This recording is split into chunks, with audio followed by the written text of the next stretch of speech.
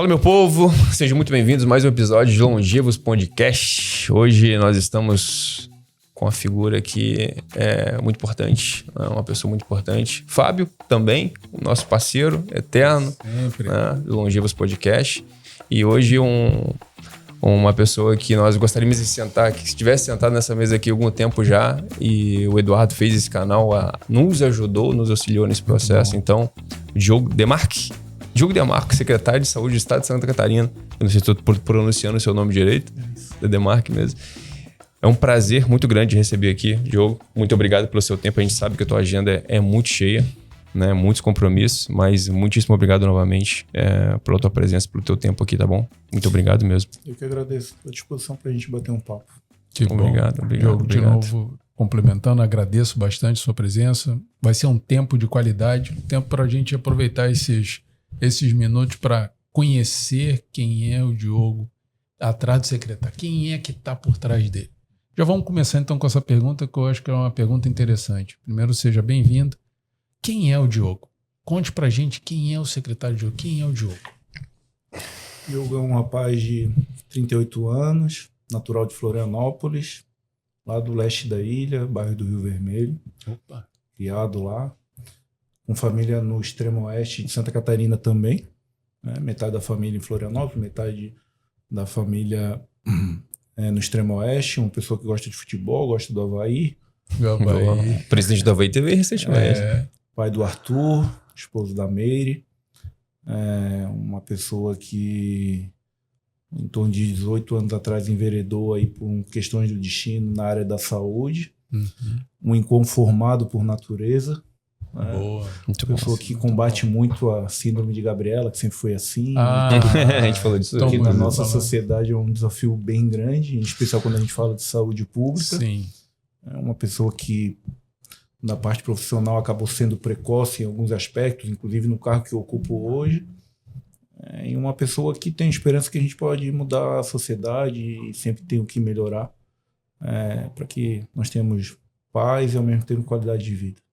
Poxa, muito bom. Então tá muito alinhado com Longevos. É o que a gente falou hoje, né? É o que a gente já começou a falar um pouco hoje disso também, né? Essa síndrome de Gabriela é impactante.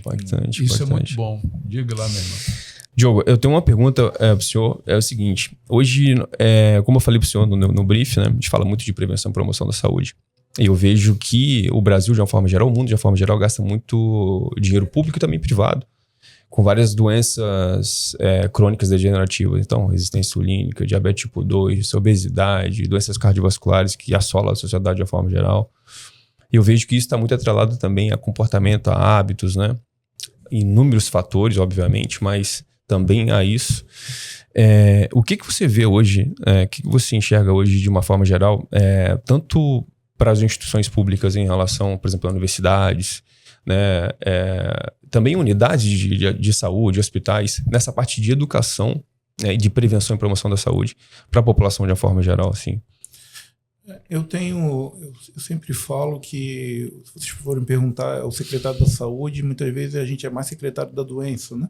Vocês podem ver que nós discutimos muito, principalmente no nível estadual, nível federal, o hospital, o atendimento, enfim. A gente debate pouco a promoção e prevenção em saúde.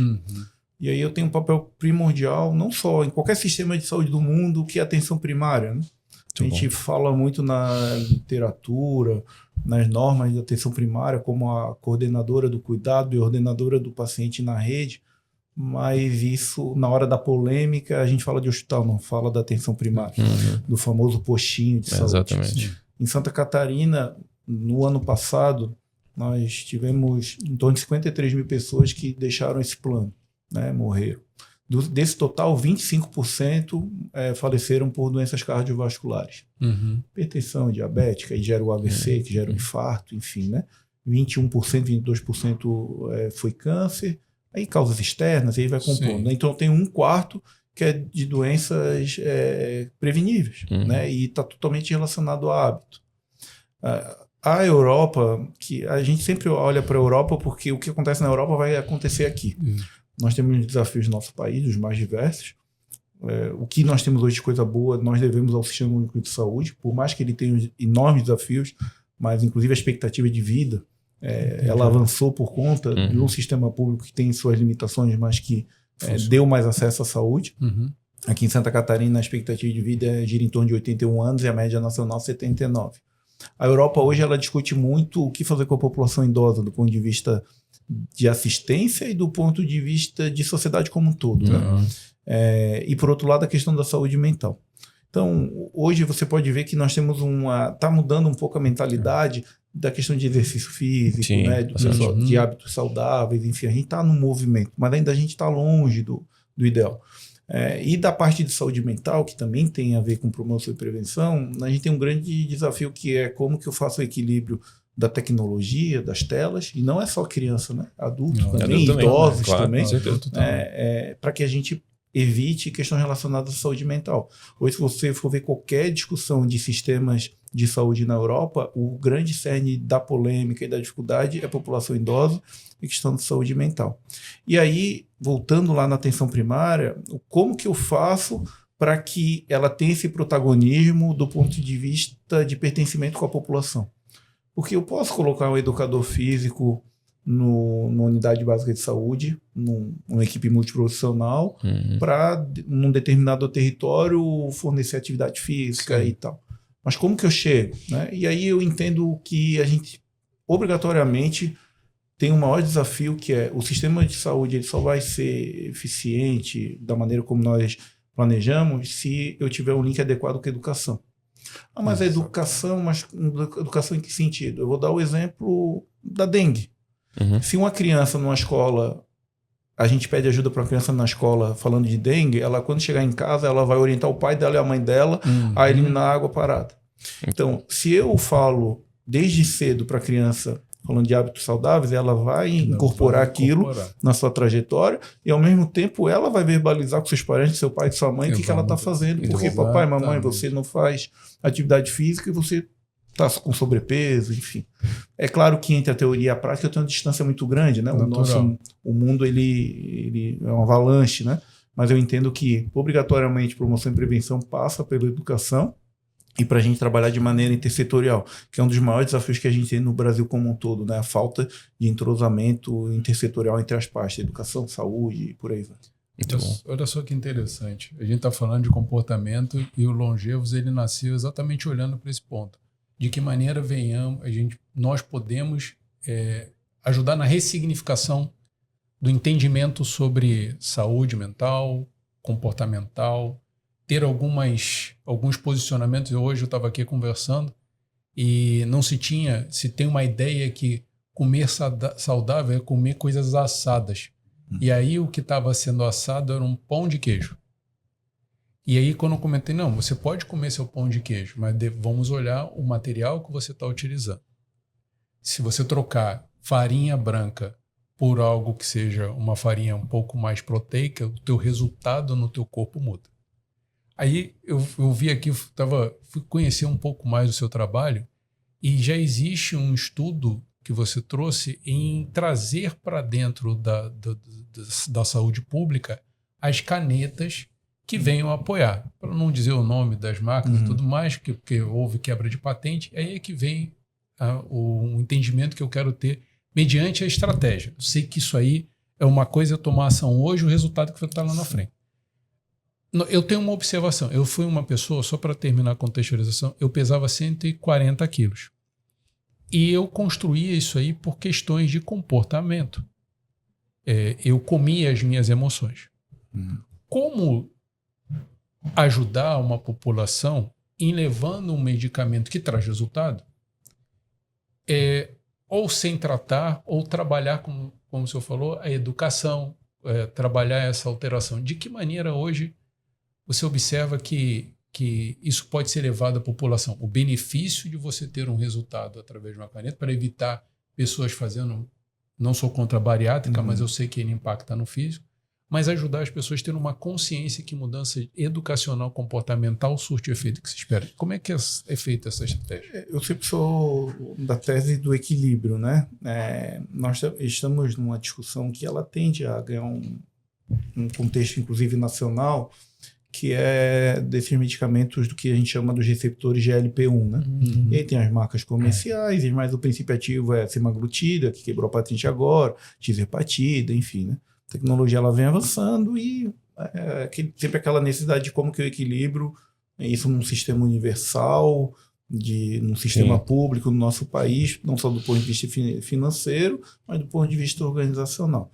A discussão que nós chamamos no momento de Santa Catarina, o Poder Legislativo, é de como que a gente equilibra, dando uma sustentabilidade e uma racionalidade. O recorte que nós estamos fazendo desse debate, primeiro, é que regras rígidas de acesso, que a gente não pode deturpar, e infelizmente na nossa sociedade isso acaba naturalmente. A nossa cultura ela sempre é aquela do jeitinho e tal, né? Hoje teve operação inclusive federal com relação a medicamentos manipulados com esses princípios ativos no Brasil inteiro, porque a pessoa acha que está com benefício, mas na verdade ela está podendo causar um problema sério para ela própria, né? A gente tem muitos casos de pancreatite associada a uso indiscriminado e por aí vai. Então, ter mais cuidado. Da minha parte, da parte técnica, o que a gente está propondo e a gente está encaminhando esse mês para o Legislativo?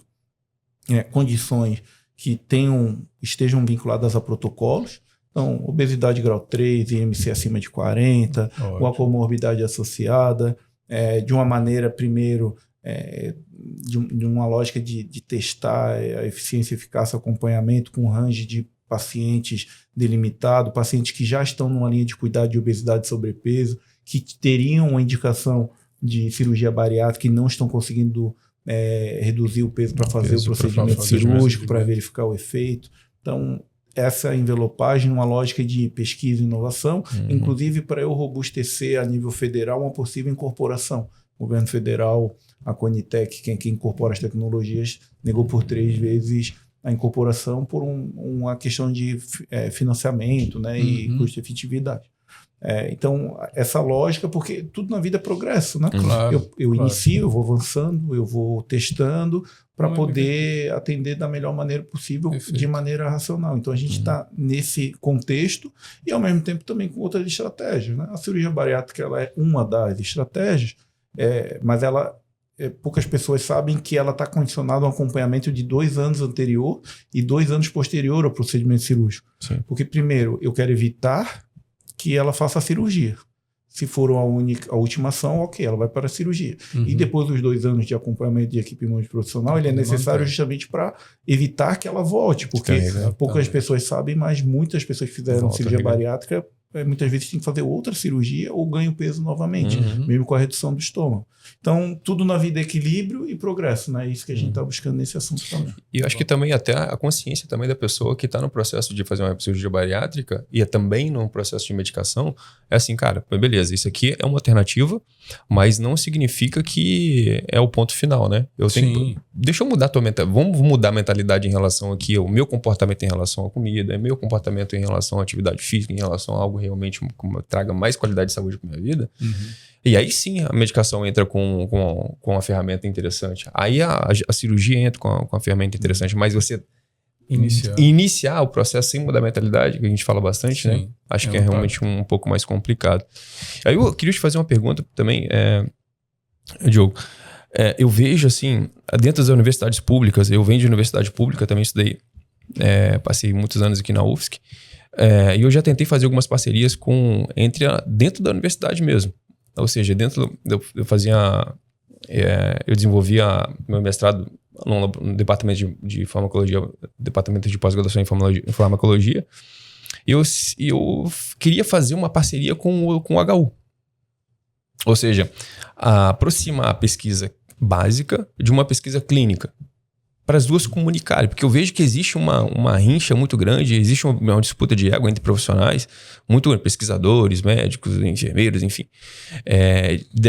na mesma instituição, mas eles não se conversam, não pulam o muro para conversar.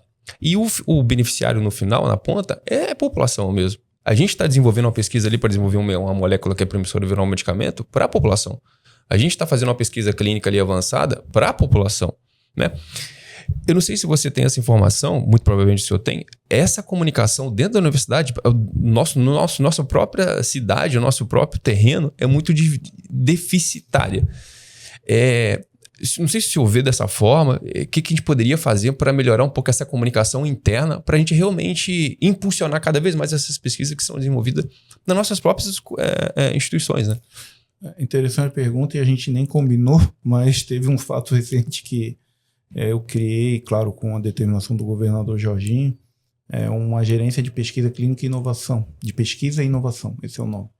Por quê? Porque a legislação, a Lei 8080, a Lei Orgânica do Sistema Único de Saúde, ela coloca lá no artigo 17 que eu, gestor estadual, sou responsável por cofinanciar e coordenar o processo de saúde no meu território sanitário, que é o território sanitário, é o estado de Santa Catarina, pelo IBGE estimativo, 8.187.000 pessoas. Ponto. Então, tudo que acontece no território, direto e indiretamente, a responsabilidade é minha do ponto de vista de saúde. E aí eu tenho um grande vácuo na gestão estadual, que é, eu tenho pesquisa clínica, inclusive meus hospitais, pega um hospital grande como o Hospital Governador Celso Ramos, o Celso Ramos faz muita pesquisa na área de neurologia, que eles são referência do estado, Instituto de Cardiologia, obviamente, na cardio, CEPOM na onco, enfim. Então, elas acontecem, em especial, muitas vezes ligadas à indústria farmacêutica, enfim, só que eu não tenho uma governança adequada disso. Então, qual que foi a ideia? Eu estabeleci um mínimo de governança, falando assim, eu quero potencializar o que eu tenho, atrair mais, obviamente tudo dentro da legalidade, comitê de ética e pesquisa que tem funcionando, mas botar tudo dentro do guarda-chuva que eu entenda o que eu tenho, que eu possa reverter, inclusive, em investimentos, e ao mesmo tempo que eu possa potencializar situações como essa que você mencionou. Porque hoje existe um grande vazio. Não tem com quem que eu falo na secretaria até então para fomentar esse tipo de situação. Qual que é o problema de discutir com a indústria farmacêutica? Se criam algumas lendas que, olha, eu não posso conversar. Se estiver dentro da legalidade, dentro de uma ética adequada, de um potencial devidamente registrado, qual que é o problema de fazer? Não tem problema algum. E para isso também, obviamente, organizar as possibilidades que eu tenho. Por exemplo, dentro da UFSC, pouca ou nenhuma relação eu tenho. Mas a partir do momento que eu boto essa organização, eu posso chegar lá para um diretor como o Spiros, que é o superintendente atual do HU, e falar, olha, eu organizei para dentro da secretaria. Quer ser parceiro em alguma coisa? Qual que é o potencial? Então, a ideia... claro, a gente não consegue fazer tudo do dia para a noite, mas a gente tem muito claro esse horizonte e um potencial enorme de fomentar e organizar o que eu tenho, para que todo mundo fique bem, potencialize o que tem, mas também para vislumbrar outros aspectos. Para além, inclusive, de questão hospitalar. Eu vou dar um exemplo bem simples. Por que eu não tenho nenhuma pesquisa a nível de estado para eu estratificar minha população no que é referente à atenção primária? Anteriormente, nós tínhamos a dificuldade que eu não tinha o dado individualizado. Desde 2013, a portaria 1412, a gente individualizou o dado na atenção primária. Então, veja, eu tenho a base de dados mais rica do mundo no Brasil. Eu posso discutir com qualquer pessoa. Não tem nenhum país do mundo que tenha essa riqueza de dados individualizados de uma atenção primária, de um ponto inicial, como o Brasil tem. A gente discute pouco. Por que eu tenho uma taxa de suicídio maior numa determinada região? Por que aquela região tem uma taxa maior proporcionalmente de doenças cardiovasculares e de óbitos relacionados? Sabe? Então, a gente discute pouco. E aí a gente só olha o fim, né? A correção do problema e não atua na fonte primária da causa do que acontece lá na ponta no hospital. Né? E às vezes fica muito mais caro também. Né? Exatamente. E vou trazer um pouco para a área tecnológica, que você trouxe agora o conceito de interoperabilidade, que é a conexão entre vários pontos. E com isso consegue-se ter essa riqueza de realizar perguntas e descobertas sobre aqueles dados com base nisso. De que maneira hoje, dentro do Ministério da Saúde, dentro da Secretaria, né, Ministério, dentro da Secretaria de Saúde, está se tratando essa questão da interoperabilidade entre os dados? Vamos pegar os exemplos que a gente tem falado aqui. A população de uma determinada localidade, o tipo de educação que ela está tendo, como está o meu centro hospitalar, se ele tem o material que é necessário para poder ou cobrir ou prevenir aquela situação, de que maneira aquela determinada região está com relação à sua saúde, se eles têm ou não têm acesso. Como é que hoje está sendo olhado essa interoperabilidade? Antes de responder a pergunta, só fazer aspas, mini flashback, né? A gente começou a trabalhar esse conceito no início da década de 2000, quando foi criado o Cartão Nacional de Saúde. O Cartão Nacional de Saúde, a ideia primordial dele era, a partir daquela numeração, eu juntar as informações que tem relacionado ao cuidado daquela pessoa, do Diogo. Perfeito. Foi o conceito lá de trás. Aí, assim, é tudo na vida evolução, né? Uhum. E na época tinha esse conceito, depois esse conceito acabou se perdendo ao longo do caminho. O cartão ficou com a numeração, agora já está pacificado a vinculação ao CPF e tudo mais. Nesse meio tempo, o governo federal, quem tem que direcionar a política, com a pactuação com os gestores municipais e estaduais, teve várias iniciativas. Posso citar essa de 2013, que criou uma base para atenção primária. Posso citar em 2017, um governo Temer, o decreto 14.501, que falava do conjunto mínimo de dados, enfim. Até que em 2021, de 20 para 21, a gente consegue chegar no padrão e no conceito adequado, pelo menos no meu entendimento. Eu tenho que ter uma informação, eu tenho um tripé que é a informação para o profissional. Perfeito. Eu estou no contexto de atendimento, atendendo o Diogo, eu preciso daquela informação para tomada de decisão. Sim. E a minha condução do tratamento do Diogo. E para isso eu preciso de informação do contexto relacionado à saúde dele, da unidade básica, do hospital, da vacina e por aí vai. Esse é um do tripé. O outro item é a informação para o Diogo, para que ele próprio esteja engajado com a sua saúde. Eu tenho que ter acesso ao que eu tenho registrado para eu saber que eu tenho aquela condição, que eu tomei a vacina, enfim. Então, eu tenho aquela informação para mim, para eu estar engajado na minha saúde. E a terceira parte é o gestor para tomar a decisão, que aí não é o dado individualizado do Diogo, mas sim o dado consolidado para entender aquele território que ele é responsável e tomar a decisão do contexto de gestão à saúde. Então, esse tripé. E aí, nesse contexto, se cria a Rede Nacional de Dados em Saúde. Essa Rede Nacional de Dados em Saúde, ela parte desse princípio e parte do princípio que eu tenho padrões de dados. Então, um registro de atendimento clínico, sumário de alta, laboratório. Porque antes, a gente ficou discutindo 20 anos o sistema que eu vou imputar o dado. Mas, na verdade, o sistema pouco importa, desde que todos os sistemas entendam que eu tenho um padrão a ser seguido. E esse padrão sobe com a base nacional, que com os devidos acessos as pessoas vão ter para fazer o consumo dessas informações. Então, a gente padronizou, chegou num conceito bacana. E aí a gente olha para o nosso país e as dificuldades de implementação. Eu tenho o conceito, mas a implementação, né? O governo federal, antes era o DigiSUS, agora é o Meu SUS Digital, aplicativo, qualquer pessoa pode ir lá baixar, enfim. Vai ter uma outra informação de vacina, mas dificilmente vai ter informação da totalidade de todo esse contexto de atendimento nos vários locais de uma pessoa. Por quê? Porque é algo que está em construção. Não foi descontinuado no governo atual. Perfeito. Até foi publicado um decreto presidencial para robustecer o que estava em antiportaria, está tudo bem, mas o conceito permanece o mesmo. O que eu faço a nível estadual? Eu tenho pressa e eu tenho muito dado que eu posso e devo trabalhar. Então, o que eu faço a nível de estado? Conversando com o governador Jorginho, ele pega e ele próprio me cobra que, olha, o médico tem que saber que o outro médico já pediu a ressonância para não duplicar pedido. Isso acontece, para isso ele precisa ter acesso ao dado. Está na fila. Isso, exatamente. E aí, a partir disso, eu desdobro internamente o que eu chamo de Rede Catarinense de Dados em Saúde. É o mesmo conceito que eu mencionei anteriormente, porém eu vou acoplar na base nacional, mas eu não vou esperar a base nacional me dar o dado. Eu próprio consumo esse dado e disponibilizo. A gente deve lançar isso em breve, com a versão primeiro para o usuário, por aplicativo ou painel acessado no endereço de internet, no qualquer browser, e depois eu vou expandir para os profissionais de saúde, com as informações da atenção primária dos municípios, que a gente já fez a carga de dados, dos meus hospitais, e mais o que o governo federal nos fornece. Então, para poder evoluir nesse sentido. Né? Isso vai ser extraordinário, só para complementar, porque, olhando de novo tecnologicamente, com esta estruturação e qualificação do dado, mesmo ela sendo centralizada regionalmente, ela pode se tornar um exemplo para outros estados. Aí, olhando aqui para Santa Catarina pelo seu posicionamento, essa qualificação do dado, você pode colocar ferramentas que a gente chama de inteligência artificial para potencializar a prevenção, que é onde você quer chegar. Aí, de que maneira que eu vou evitar com que o Diogo volte aqui pelo mesmo momento em que ele estava. Como eu vou educar? Será que eu tenho uma escola próxima? Pô, muito bom. Eu quero acompanhar, vou continuar acompanhando de perto. Pô, parabéns, meu. Muito obrigado.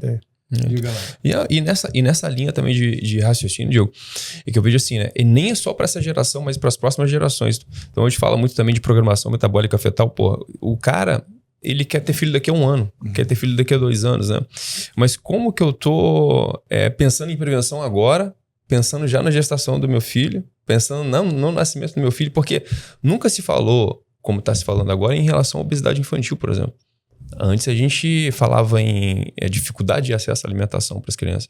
Hoje a gente já está falando de obesidade infantil, a gente já está falando de TDAH para criança, a gente está falando de doenças cardiovasculares de criança, resistência à insulina, diabetes tipo 2, cada vez mais cedo. Ou seja, não é só os pais, né? Mas é o comportamento dos pais em casa, comportamento dos pais em relação à comida, os hábitos, e isso passando também para a próxima geração, né? Isso também gera um custo, assim, como você falou, a atenção primária, importantíssima essa educação aqui, para não ir direto. Eu lembro até da universidade. Cara, às vezes a pessoa vai direto para o hospital, mas passa ali na atenção básica, às vezes você consegue resolver o problema ali. E a educação começa ali também. Aí vai lá para o hospital, o custo é maior, às vezes entra uma internação que não precisava, e aí, enfim, é um custo muito grande. O que você pensa em relação a isso? Tanto para essa geração, tanto para as próximas gerações, em relação à educação, em relação à prevenção? Eu tô há 18 anos na saúde, né? 18 anos. Tô indo para 18 anos, entrei em 2008 e eu passei no concurso, na cidade vizinha aqui, Biguaçu, e aí tinha 18 para 19 anos, estava naquela, não sei muito bem o que eu vou fazer da vida, comecei a fazer concurso, passei em Florianópolis, Biguaçu, na época era agente prisional, passei em alguns concursos, o primeiro que me chamou foi Biguaçu. Tá. E aí eu fui, né? Daqui a pouco faço outro concurso e tal. E por uma questão de destino me colocaram na saúde.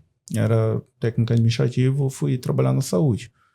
E aí eu sempre fui questionador, né? Lembra do inconformado? Enfim, e aí a primeira coisa que eu perguntei era a minha função era digitar a produção, né? O cara registra, faz atendimento, tinha um formulário e tinha que digitar no sistema para mandar para algum lugar. A primeira coisa que eu perguntei era por que eu fazia aquilo, né? Não me souberam me explicar. Falaram que era para vir o dinheiro. É a primeira coisa, né? Gurizão, vou digitar o máximo que eu puder para ganhar mais, para pedir aumento de salário. É o pensamento óbvio, né? Mas, naturalmente, eu fui entendendo que tinha uma coisa ligada à outra, enfim. E por que eu estou puxando esse assunto? Porque quando eu entrei na saúde, e tem muito a ver com a educação, se você me colocasse uma unidade básica de saúde e uma unidade de pronto atendimento, uma UPA, eu com certeza iria na UPA. Porque qual que é o meu raciocínio lógico? Eu vou no hospital, posso esperar 6, 7 horas, eu vou na UPA, posso esperar 4, 5 horas, mas eu vou fazer o exame, vou fazer o raio-x e tal, lá no postinho, ele vai me encaminhar e tal.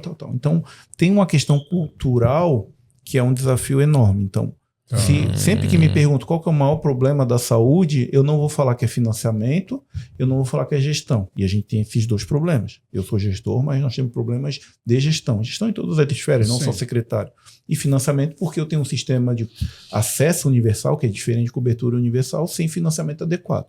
Mas o maior problema que eu tenho em todo o sistema de saúde do Brasil é a educação. Porque eu não explico para a população como ela deve usar, eu não qualifico da maneira adequada todos os profissionais, né? Eu não consigo me comunicar de maneira intersetorial dentro das pastas de um município, de um estado, né? E até mesmo na esplanada dos ministérios. Eu fiquei 5 anos em Brasília, eu presenciei um ministério não atravessava a esplanada para ir falar com outro ministério, e demorava 3 meses uma parte burocrática. Então, a educação ela está diretamente ligada, e eu sei que não é simples, mas a gente tem que criar essa cultura, e isso passa pelas nossas crianças, porque não adianta eu falar que tem que ter o hábito saudável e a alimentação saudável se eu não comunicar desde cedo com aquela criança. Sim. Ela vai entender que aquela alimentação de ultraprocessados é o mais adequado para ela e está tudo certo. Se você pegar os Estados Unidos, eles já estão num patamar de sobrepeso, obesidade já na infância enorme. E aí você olha os dados dos Estados Unidos, é uma coisa surreal. Mas o Brasil está longe disso, nem tanto. Tá? Nem tanto. Tem coisas que já estão assim, de uma maneira galopante chegando no país e muitas vezes a gente nem percebe. A gente tem um desafio muito grande que é ocupar nossas crianças e fazer com que elas entendam desde de cedo a importância da promoção e prevenção. Porque senão cada vez mais nós teremos adultos com comorbidades cada vez mais cedo, com doenças cardiovasculares cada vez mais cedo, com pessoas sofrendo AVC de cada vez mais cedo, infarto. E isso não é algo que sempre preocupa qualquer gestor de saúde. A lei, esta nova lei que foi lançada referente a cuidar do estado emocional da pessoa e voltada ao comportamento que está sendo aplicado tanto na empresa privada quanto também em pública, também passa por questão de educação. Exato. E ela foi impulsionada, mas é uma observação que eu tenho feito depois da pandemia, com o estado do fica em casa, o isolamento, as pessoas não estavam preparadas para aquele determinado momento, volta de novo para a educação. Mas eu tenho uma curiosidade. Quais seriam as 3 palavras de inconformismo que você, olhando para a secretaria ou para o momento em que você está, que você diria, olha, nesses pontos aqui, hoje é o trabalho que eu estou fazendo hoje para olhar lá para frente, ou que realmente se note que venha fazer diferença? Quais seriam? Eu gostei muito dessa palavra, do inconformado. Hoje, o que te deixa nesse ponto de inconformado e que te engaja com um propósito para mudar? Eu tenho uma... não sei se é frustração o nome correto. Eu estou quase 2 anos de secretário, de titular da pasta. Fiquei 10 meses secretário adjunto, então eu estou indo para 3 anos. Já é bastante tempo, considerando os tempos políticos de um cargo, né? Mas eu tenho algo que me incomoda muito, que é a minha graduação na área de tecnologia, em rede de computadores. Eu fiz as especializações minhas são todas na área da saúde, o mestrado na área da saúde também. E das especializações eu tenho 2 que é relacionada à tecnologia também, informática e saúde pelo Sírio e saúde digital pela Federal de Goiás. E eu me incomodo muito, eu sou muito inconformado que eu estou do lado de um dos maiores polos tecnológicos do país, se não o maior, e eu não coloco nem 10% do que eu tenho dentro de Florianópolis na saúde de Santa Catarina por problemas burocráticos e de ordens legais das limitações do poder público. Vou dar um exemplo. Quando eu estava em Brasília, eu fui convidado para ser avaliador do FINEP, com projetos da área da saúde e tecnologia, e também de um que era mais privado lá de São Paulo. E o que eu avaliei de projetos de Santa Catarina, de tudo que você possa imaginar, inteligência artificial, cuidado de feridas, botando tecnologia, coisas assim muito bacanas. E aqui do lado, ali no Itacorubi, enfim, não só ali, sabe, startups e por aí vai.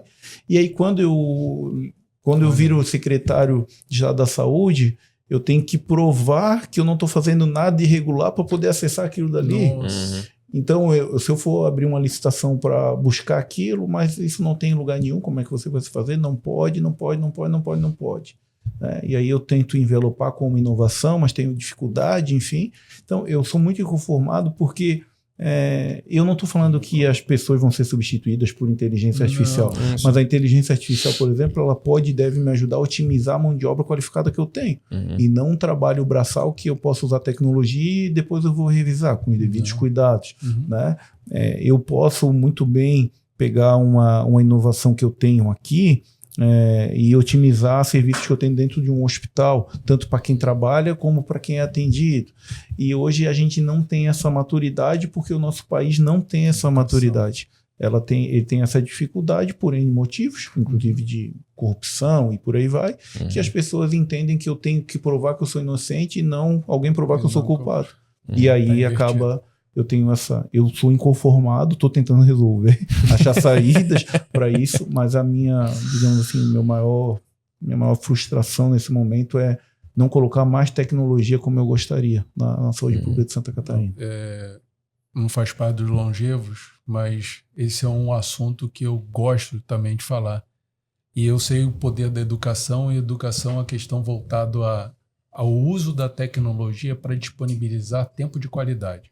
Um dos temas que a gente tem levado para dentro tanto do nosso Longevos quanto também para a empresa a qual eu hoje também faço parte de um grupo econômico, a gente trata muito na camada da educação. De que forma eu desmistifico que uma tecnologia não vem para substituí-la, mas sim a tecnologia é reflexo do meu comportamento. Da tecnologia a gente sabe o resultado que tem. E 2, no uso de tecnologia tem um aumento na qualidade, na qualidade de vida. Por quê? Porque o que eu tenho de bem mais precioso que não volta é o tempo. Isso. E a tecnologia, ela otimiza, ela qualifica o atendimento. E isso seria realmente impressionante. Eu adicionaria a essa sua indicação a possibilidade da educação. A gente aprendeu que a empresa tem 20 anos. Uhum. E essa empresa tem 20 anos, a gente entendeu que colocar o conhecimento para fora era a solução. E é isso que eu vejo nas suas palavras. Imagina uma criança lá na escola, colocando no teu lugar, ensinando para ele, não, ao invés de você ficar preocupado com comida e tudo mais, vamos pensar em qualidade de vida, vamos pensar no exercício, vamos prevenir antes de você estar remediando. Olha o poder da prevenção. Então, esse é um desafio. Eu adicionaria, se você me permitir, um esforço nessa parte educacional. Começando da infância, porque os mais antigos como eu, aí demora mais tempo. Mas essas crianças seriam uma boa mesmo. Aí eu venho aqui, eu vi alguns números que você trouxe e eu já vi coisas bacanas que você já trouxe durante essa sua jornada de 2 anos. Eu quero agradecer. Eu vi aqui que você tem um objetivo muito forte em reduzir em 15% o IMC do Estado. Que desafio! E aí eu te pergunto, como é que você está olhando para essa jornada? Se eu falei um número incorreto, você me corrija, por favor. Mas é desafiador você olhar para um modelo onde, se eu não me engano, 69% de Santa Catarina está com obesidade ou sobrepeso, obesidade 1, 2 ou 3, ou sobrepeso, e você está sendo ousado em reduzir esse percentual em 15%. Como é que vai funcionar essa estratégia? Tem uma coisa que me deixou muito feliz nesses quase 2 anos como secretário e quase 3 anos dentro da secretaria, foi que eu consegui levar o governador, muito por conta da dengue, na estratégia que nós tivemos dentro da unidade básica de saúde. O famoso postinho, né? A população chama de postinho, do diminutivo. Agora, por que eu estou puxando isso do básico? Porque, por mais que seja unidade básica de saúde, ela é a mais complexa de todos os serviços que nós temos. E eu explico por quê. Porque não é complexidade do ponto de vista de densidade tecnológica, de robustez, de equipamento, enfim. Mas um médico clínico da unidade básica de saúde, ele vai lidar com tudo, desde o problema relacionado à saúde mental, até uma doença cardiovascular, até a pessoa do sobrepeso, enfim. Mas você está dizendo que a unidade básica de saúde é mais complexa do que o Instituto de Cardiologia que vai atender o paciente infartado?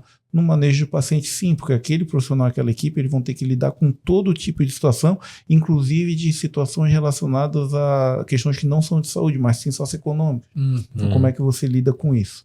E aí, por que eu estou colocando de uma maneira bem clara esse ponto, né? Porque nós temos em torno de 2.000 unidades básicas de saúde em Santa Catarina. É uma rede que ela é robusta. Eu falo eu sou suspeito para falar, claro, mas eu conheço a saúde do país inteiro, né? Eu fiquei quase 5 anos em Brasília e fui em todos os estados da federação, seja palestrando, seja debatendo. Então conheço desde Cruzeiro do Sul no Acre, até João Pessoa, até Porto Alegre, enfim. Graças a Deus me deu essa oportunidade. E a saúde de Santa Catarina, ela está à frente, sim. E por que eu falo isso de uma maneira assim, muito respeitosa e sabendo que nós temos problemas e desafios? Porque se você for olhar até mesmo para o número de pessoas com plano de saúde de Santa Catarina, você vai ver que é baixo em relação a outros estados. Nós temos 21% da nossa população que tem plano. 79% da população usam exclusivamente SUS. Aí você pensa, mas Santa Catarina tem um PIB bom, socioeconômico bom e tal. É estranho, né? Mas eu atribuo muito isso porque a gente tem uma saúde que tem suas dificuldades, suas limitações, mas ela é robusta. Aqui o município leva o paciente de carro com TFD para o serviço, em outros estados isso não acontece. pega o paciente realmente debaixo do braço. É claro que a população ela sempre quer mais, né? Eu tenho que botar a régua em cima, né? Mas a gente tem esse avanço. E por que eu estou fazendo todo esse contexto? Porque para eu alcançar, eu tenho que fortalecer a atenção primária de vários pontos de vista. Eu quero ter uma atenção primária que ela seja resolutiva de fato, e não só na teoria. Eu quero ter uma atenção primária que tenha um mínimo de densidade tecnológica para que a população não procure uma unidade de maior complexidade por algo que é simples. Esse exemplo do governador foi, a gente entregou 800 equipamentos para medir hematócrito e hemoglobina da dengue para a população, ao invés de ir no hospital, medir se está desidratado ou não na unidade básica de saúde. Se tiver muito desidratado, o próprio médico já fala, procura um hospital, procura uma UPA. Se não tiver tão desidratada, vai para casa, toma água, se hidrata, volta amanhã para medir. Se eu não dar esse protagonismo para ela, a população sempre vai entender ela como um pit stop para ir para um grau de maior complexidade. E aí, nesse contexto, vem essas metas. Santa Catarina, a gente avançou no cofinanciamento da Estratégia de Saúde da Família para os municípios, em torno de 150 milhões a gente está cofinanciando. No orçamento bilionário que a gente tem, que está muito voltado para os serviços de maior complexidade, leito de UTI, hospitais, é pouco no contexto geral, mas é uma sinalização super importante que está nesse contexto e que a Secretaria de Estado da Saúde entende que a atenção primária é parte da solução. O que nós estamos buscando e, se Deus quiser, a gente vai conseguir avançar.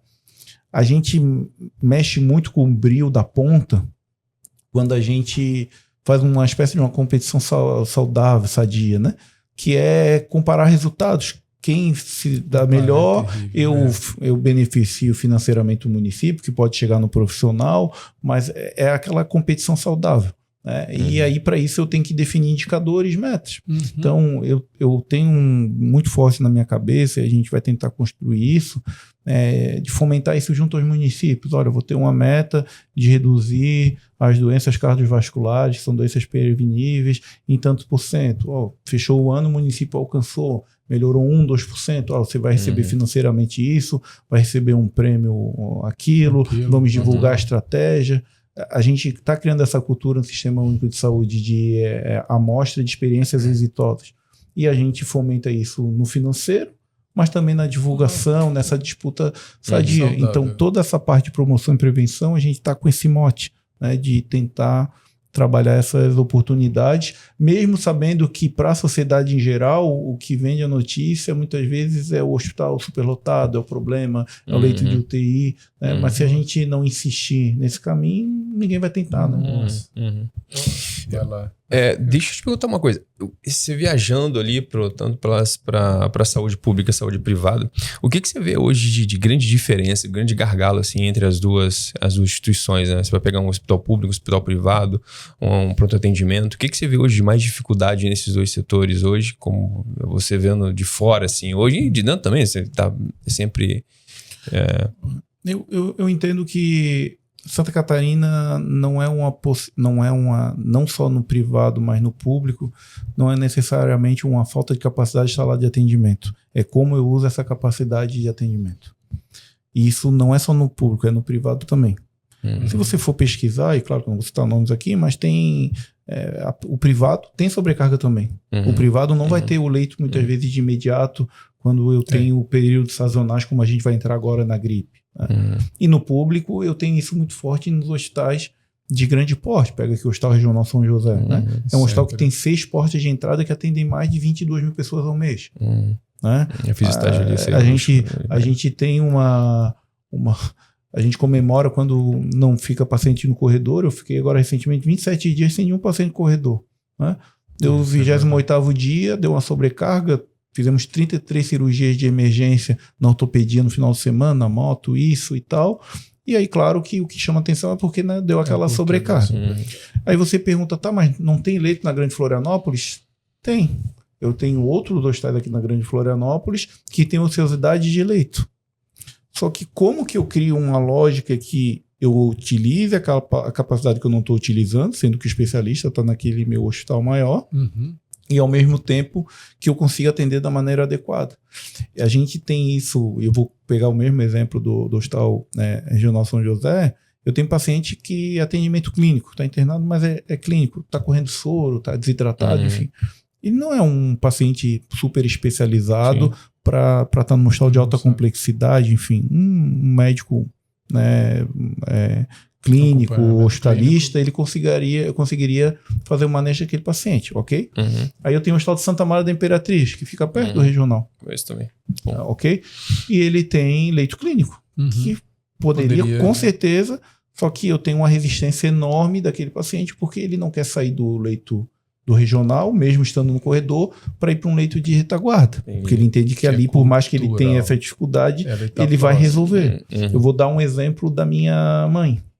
Eu briguei com a minha mãe uns tempos atrás, porque ela estava com dor de cabeça e ela falou, eu vou para o hospital regional. Eu falei assim, não, teu caso é para ir para atenção primária? Uma unidade básica aqui perto, tal. Na época eu morava na Serraria. Foi assim que eu voltei para Santa Catarina. E ela, não, eu vou para o regional. Falei, não, tu vai aqui na unidade básica de saúde. Isso era uma briga também da universidade. É bom ver a família, né? E ela bateu o pé, brigou comigo, pegou o Uber e foi pro regional. E aí a fala dela foi a seguinte, eu vou esperar 4, 5 horas, mas eu sei que eu vou fazer o raio-x, ir lá e vai ter todo o suporte. E ela não quer ir para a unidade básica de saúde.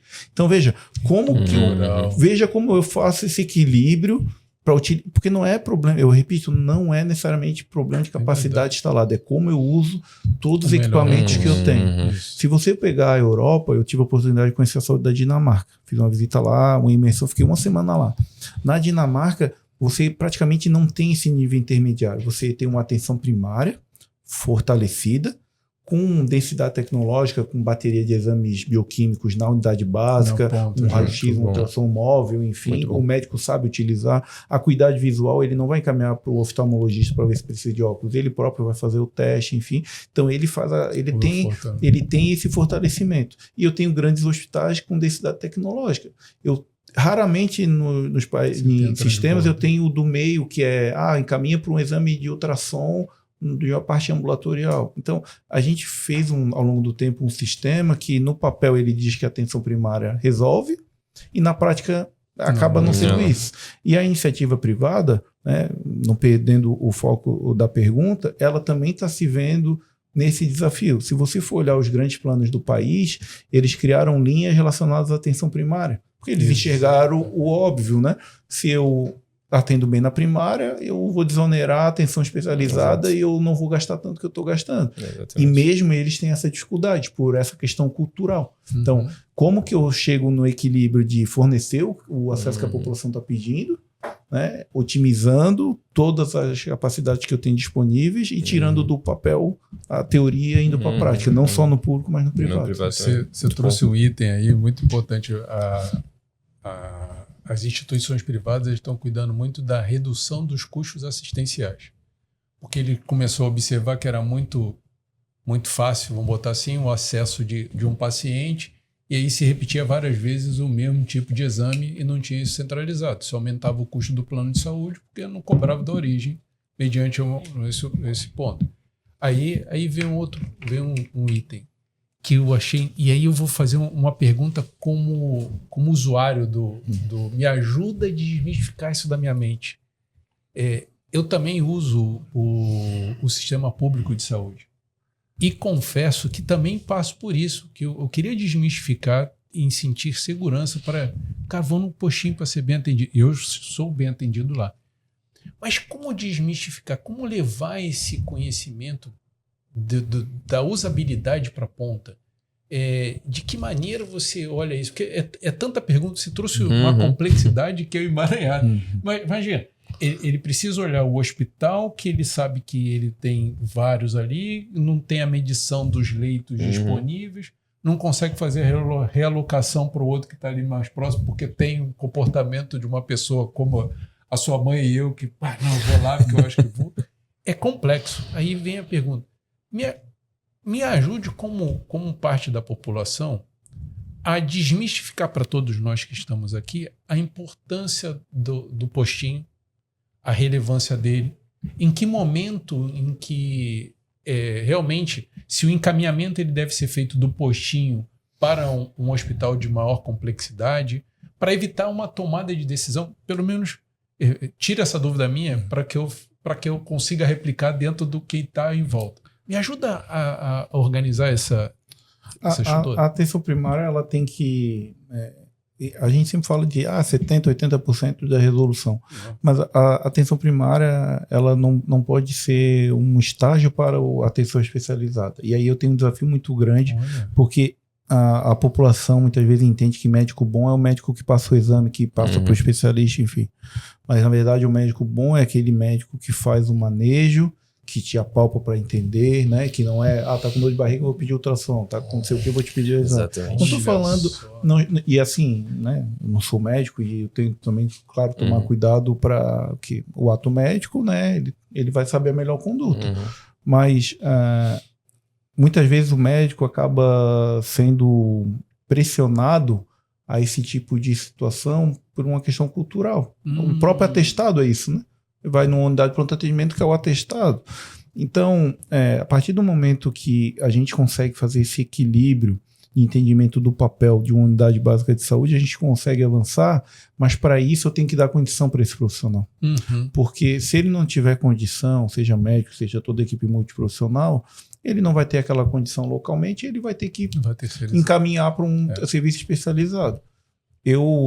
Quando eu estava em Brasília, eu batia muito junto ao Ministério da Saúde, questionando eles que eu tenho que botar a densidade tecnológica nas unidades. E não necessariamente todos. Eu não preciso ter um raio-x em 2.000 unidades básicas de saúde em Santa Catarina. Mas eu posso ter pontos estratégicos que, a depender, eu não preciso encaminhar para um serviço de média complexidade e eu posso resolver isso dentro do próprio município. Eu não preciso ter um laboratório que faça exames ultra mega especializados, mas eu posso ter um point of care, como eu tenho na Europa, onde a pessoa bota o dedo, faz uma bateria de exames básicos para que aquele médico possa ter a melhor conduta sem encaminhar uma requisição para um laboratório, para o paciente estar na fila para fazer o exame e por aí vai. Então, essa racionalidade vinculada à atenção primária, ela está acompanhada numa lógica de botar densidade tecnológica não dura, mas mais leve, para que esse profissional tenha essa condição. E também não adianta botar equipamento, equipagem sem qualificar, né, para que ele possa utilizar. Uma coisa está linkada na outra. Nós tivemos sinalizações positivas nesse sentido, assim, de combo de equipamento para atenção primária, a própria questão do telesaúde. Aqui em Santa Catarina, a gente usa a segunda opinião formativa. Então, médico lá em Ipuaçu, lá no oeste de Santa Catarina, ele consulta um especialista aqui em Florianópolis para saber se aquela condição realmente ele tem que encaminhar para o especialista. Então, a gente avançou, a gente tem dificuldade, mas a gente avançou. Claro que sempre a gente tem que melhorar, mas a gente consegue ter um horizonte do que a gente busca. A nossa maior dificuldade no nosso país é pensar além de governo, né? Eu tenho um horizonte, eu tenho um conceito estabelecido. Como que eu faço para cristalizar isso independente dos 4 anos? Seja federal, seja estadual, seja municipal. Graças a Deus eu estou tendo a oportunidade de trabalhar num governo que pensa para além de 4 ou 8 anos. Né? E a gente está com projetos que está pensando em Santa Catarina 10, 15, 20 anos, porque lá na frente pode ser que eu olhe para trás e pergunte por que eu não fiz. Né? Então eu acho que é isso, né? O que eu mencionei anteriormente: progresso, continuidade, e essa linha ela também está posta. A própria grade curricular da educação, né? Voltando no que eu falei que para mim é o maior problema de saúde pública é a educação. Por que eu não falo de SUS na escola? Olha, pronto. Por que eu não falo do sistema único da saúde? Ele tem um estigma melhorou um pouco na pandemia, mas já voltou o que era, né? A pessoa fala de SUS, lembra de fila. Vem no inconsciente. Só que, será que a nossa criança sabe que o SUS está na água que eu bebo?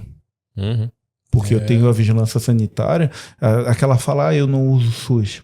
Eu, por exemplo, eu não tenho plano de saúde. Isso é uma questão pessoal, poderia ter, tenho condições de ter, mas eu tenho uma questão pessoal que eu não tenho. Meu filho, minha esposa tem, mas eu não tenho. Eu uso o SUS, beleza. Mas eu tenho plano de saúde, eu não uso o SUS. Usa. O SUS não é assistência, não é atendimento especializado, não é só isso, não é só o leito. É água que você bebe, é quando você vai no restaurante, come, tem a vigilância de saúde para todas as doenças. Então, a gente está aqui, eu estou a minha cabeça no período sazonal que eu tenho de influenza, de gripe, e a epidemiologia está trabalhando para me dar o cenário para depois eu ir para assistência. É um medicamento, é a parte sanitária de incorporação. Assim, é um mundo, né? E as nossas crianças não sabem disso. Elas são muitas vezes criadas num ambiente onde elas entendem que SUS é problema, que SUS é fila. E aí, se eu não estou educando essa criança para que ela defenda algo que eu nasci com a Constituição em 88, né? O SUS foi regulamentado em 90, mas ele nasceu com a Constituinte. E é a maior revolução social que a gente teve no nosso país, sem sombra de dúvida, com seus desafios. Mas será que tem esse pertencimento? Né? E eu não estou falando desse pertencimento para uma questão ideológica, não é nada disso. Claro. É de defesa, inclusive. Lá na frente sabe-se lá o que vai acontecer. Né? Você pega os sistemas mundo afora, não existe nenhum sistema no mundo igual ao nosso sistema. Porque nós temos sistemas de cobertura universal. Reino Unido, onde foi baseado, o SUS olhou o Reino Unido para fazer o sistema, o NHS. Só que o NHS é cobertura universal. Cobertura universal é diferente de acesso universal. O único sistema do mundo que é de acesso universal é o SUS. Tudo para todos. Então, por isso que eu tenho judicialização, porque se o artigo 196 da Constituição diz que a saúde é o direito de todos e dever do Estado, vírgula, não tem uma vírgula, não tem um ponto, né? Mediante as políticas sociais e econômicas, a partir disso você tem uma incorporação da tecnologia. Se é um direito de todos e dever do Estado, por que eu não estou fornecendo? Porque é de acesso universal, é diferente de cobertura universal. Então a gente tem que fazer uma grande discussão enquanto sociedade, é isso que a gente quer, né? E eu entendo, claro, que muitas vezes as pessoas não têm esse discernimento, mas quem trabalha no SUS já está acostumado a não ter conhecimento, né? Mas a gente deita todo dia no travesseiro e tem certeza que a gente está fazendo melhor, mesmo muitas vezes não tendo esse reconhecimento. Para nós isso já basta. Muito bom. Sabe que eu sou o homem da notícia do tempo, né? Antes de caminhar, deixa eu fazer só uma última pergunta, que eu não sei se quando eu vou ter uma próxima oportunidade, secretário. É a última pergunta, eu prometo. A gente falou de capacitação, a gente falou de educação, a gente está batendo nessa tecla e realmente, de fato, é o caminho que eu acredito também que vai transformar a nossa saúde e vários outros setores da nossa sociedade. Mas assim, a gente está falando de capacitação do público final. Mas eu acredito também que a capacitação daquele professor que está lá na universidade, a capacitação daquele profissional de saúde que está ali na ponta atendendo os pacientes na unidade primária. Porque será que realmente ele está... Porque assim, o paciente ele quer sair dali realmente com a receita, ele quer sair dali com a medicação. Mas será que esse, como o senhor falou, esse profissional que ele está capacitado para falar assim, cara, você não precisa disso. Cara, vamos fazer isso aqui, que são coisas mais básicas que você você não está conseguindo fazer, vamos melhorar esse cenário. Essa capacitação é algo importante, eu não sei se realmente com a frequência que é feito isso, a forma que é feito isso, não sei se também é aceito hoje pelos profissionais da saúde dentro do atendimento público, atendimento privado. E também uma outra parte dessa pergunta hoje eu vejo, o senhor falou de FINEP, falou de CNPq, são agências de fomentos, né? Principalmente dentro das instituições públicas.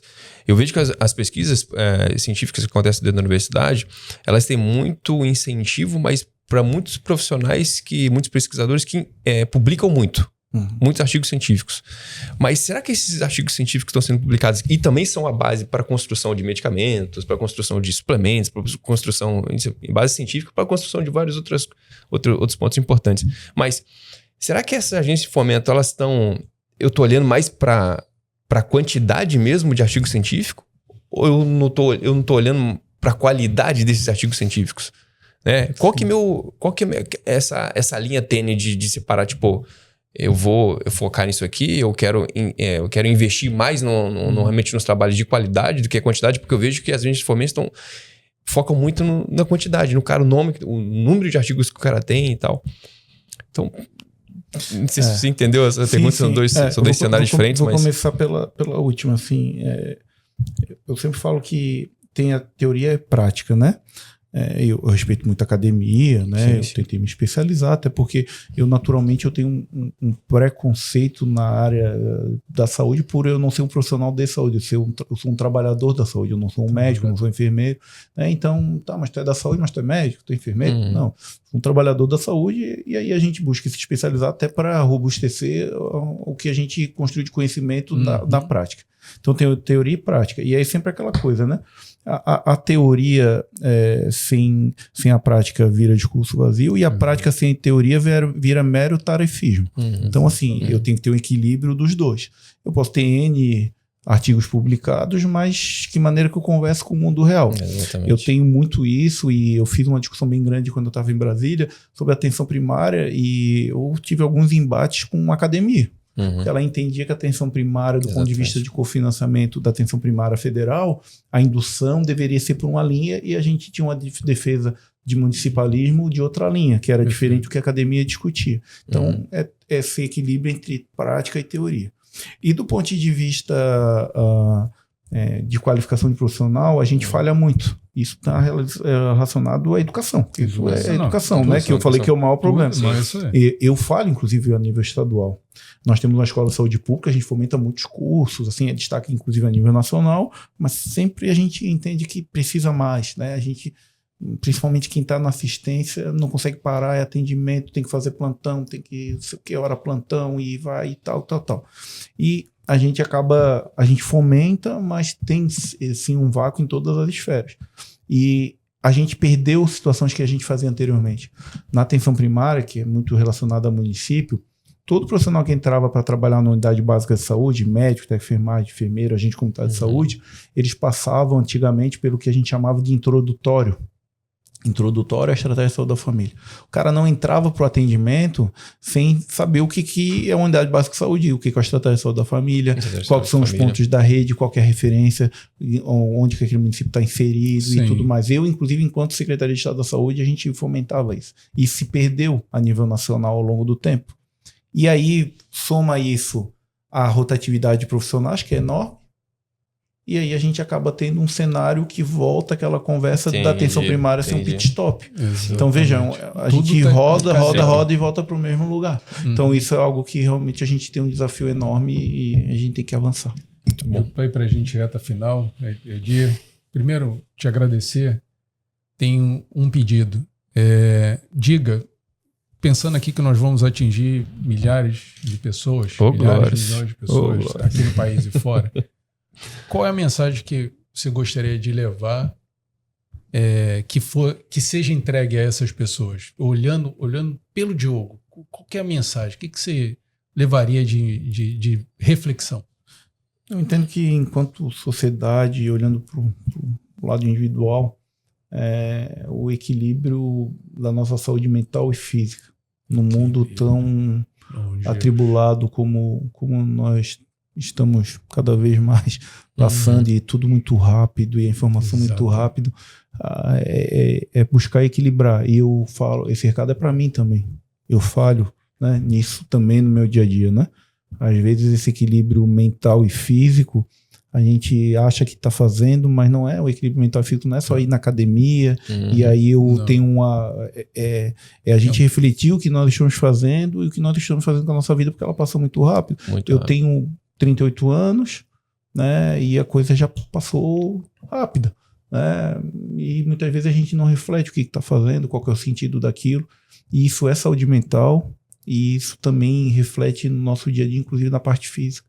Então a gente tem que parar e refletir, muitas vezes respirar, e para que a gente tenha mais qualidade, porque com certeza o que vai assolar nosso mundo cada vez mais, e isso foi potencializado com a pandemia, é a questão de saúde mental, e ela reflete inclusive no físico, né? Você bem falou, né? Muitas vezes a questão nossa mental reflete inclusive nos meus hábitos, né? Inclusive de alimentação.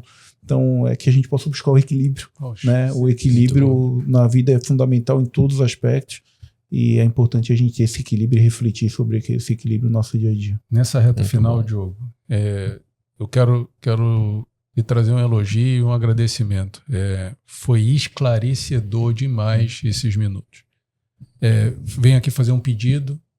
Gostaria muito de ter uma nova oportunidade em seu tempo de um novo bate-papo, porque você trouxe pilares como educação, o poder do agora, o poder do desfrutar, e são assuntos pertinentes a ter longevidade e uma saúde para a nossa população, inclusive para a gente aqui, que são pilares que venham edificar famílias. Poxa, pensa um avô com 80 anos, como está a média aqui, cuidando do seu filho. Pensa você cuidando dos seus netos, brincando, se agachando para jogar bola com ele. Então, eu vejo no Diogo, e nesse pouco que eu conheci aqui, e nas pesquisas, né? Eu falei, deixa eu pesquisar. E então eu vi realmente um pai de família, um grande marido, uma alta reserva, isso é importantíssimo, um zelo aqui pela educação. Eu profetizo que esses seus objetivos, essa sua indignação, ela permaneça e lhe auxilie, lhe ajude a construir este fim. Porque a nossa população precisa disso. Como eu lhe falei, o nosso longevos aqui, nosso, como um todo, ele nasceu de entender que se eu não levar uma educação para a ponta e não trouxer um discernimento, os fatos, eles acontecem, de pessoas terem questões de comportamento, aumento de peso, problemas cardíacos e assim por diante. Então, meu elogio a você. Olha, eu fiquei muito feliz mesmo de sua presença, me agradou muito, aprendi pra caramba, passei a gostar do meu postinho. Você conseguiu desmitificar isso em mim e se observa muito bem o seu trabalho, a sua dedicação, e hoje eu vejo, pela qualidade da água que está lá dentro, que faz parte de um plano de saúde, um cuidado que se tem com a informação. E aí, findo aqui, deixo um conhecimento que eu ainda não apresentei a você, se eu lá no início ele permitiu que eu quero construir algo novo, todo esse conhecimento tecnológico com soluções para que a gente leve essa transparência para a ponta. Fique imaginando a população tendo essa consciência, que já está aqui, né? Sim. Então, eu te desejo sucesso, coloco minha vida à sua disposição para servir como você tem me servido. Você estava me servindo, você não conhecia, mas somos dois aqui que você está me servindo, minha esposa, minha filha quando vem, o meu irmão que está aqui do lado. E, cara, parabéns. Persista, conta comigo. Tá? Parabéns mesmo. Continua assim. Eu imagino a sua indignação e tô contigo. E conta comigo para ajudar na educação, porque é algo que liberta. Quando você fala de educação, findando aqui, já falei 3 vezes, mas a verdade ela vem libertar. E é isso que você está fazendo comigo. Você me libertou de um item, de não ir pro postinho. Eu falei, cara, mas olha que complexo. Tem que tentar. Então, parabéns. Até breve. Diogo, meu irmão, muito obrigado, viu? Obrigado pelo seu tempo, obrigado pela sua dedicação aí, obrigado por realmente, assim, a gente sabe que é complicado. Meu povo, mais um episódio do Longevos Podcast. Até a próxima. Porque viver bem é viver com saúde. Ô, glórias. Abraço.